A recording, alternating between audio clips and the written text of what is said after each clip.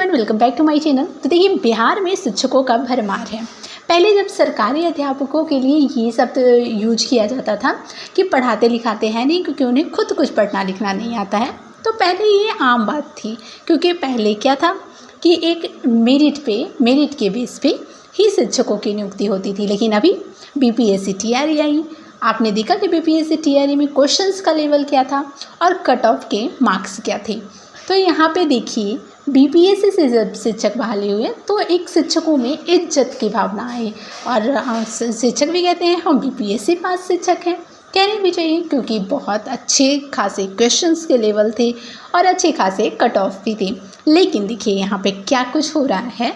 यहाँ पे बीपीएससी से कितने फर्जी शिक्षक अध्यापक जो हैं वो अध्यापक बन चुके हैं और बहुत आए दिन आपको ये खबरें मिल रही हैं कि इतने फर्जी अभ्यर्थी, चाहे वो दिव्यांग का गलत सर्टिफिकेट हो, कुछ का गलत सर्टिफिकेट हो, आरक्षण का गलत हो, तो ये सब एक अलग बात है। लेकिन नया मामला ये है कि जो बीपीएससी के शिक्षक हैं और किस क्लास के 11-12 मतलब कि उच्च माध्यमिक के शिक्षक हैं, उन्हें अच्छे से एप्लीकेशंस भी नहीं लिखने आ रहे हैं और ये काफ़ी ज़्यादा सुर्खियों में है।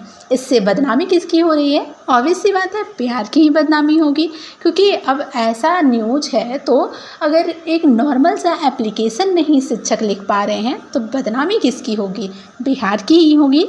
तो पहले हम आपको दिखाते हैं वो सब एप्लीकेशंस जो अवकाश के लिए शिक्षकों ने लिखे हैं, बिहार के शिक्षकों ने लिखे हैं, शिक्षकों ने शिक्षिकाओं ने लिखे हैं, तो उसे देखिएगा। लेकिन उससे पहले जो एक और कटिंग वायरल हो रही है, वो वायरल ये हो रही है कि हमारे बीपीएससी के पूर्व चेयरमैन ने एक बड़ा ही अच्छा बयान लिखा था एक अपने एक्स हैंडल पे।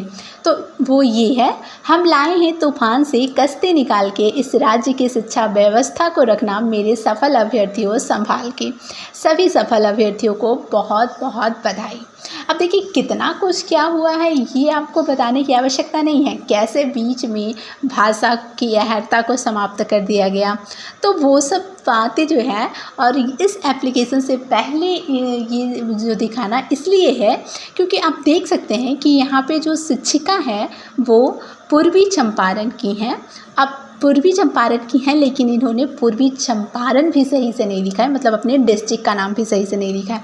डिस्ट्रिक्ट का छोड़िए, यहाँ पे देखिए शिक्षिका जो हैं वो अपने सब्जेक्ट का नाम यानी विषय का नाम रसायन शास्त्र है, वो भी इन्होंने सही से नहीं लिखा है।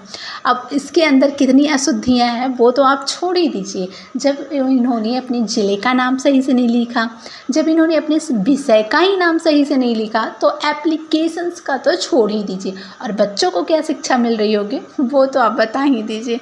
फिर देखिए ये दूसरा एप्लीकेशन है, यहाँ पे भी देखिए इसी प्रकार से कुछ त्रुटियाँ मिल रही हैं। तो ये क्या चल क्या रहा है? जब एक शिक्षिका हैं जो एप्लीकेशंस तक सही से नहीं लिख पा रही हैं और ये हमारे राज्य के चार चांद लगाएंगे। बिल्कुल, आप यहाँ पे देखिए एक और मामला आया है और इस प्रकार से ये एप्लीकेशंस हैं। आप यहाँ पे देख सकते हैं कि जो भी लाइनिंग की गई है वो सारे शब्द गलत है। और सोचिए, तो अगर गलत है तो कम से कम स्वीकृत नहीं किया जाना चाहिए था, अप्रूवल नहीं दिया जाना चाहिए था इस एप्लीकेशंस को। इतना तो कह सकते हैं ना कि आप सही से लिख कर लाइए। वैसे आपकी क्या राय है? नीचे कमेंट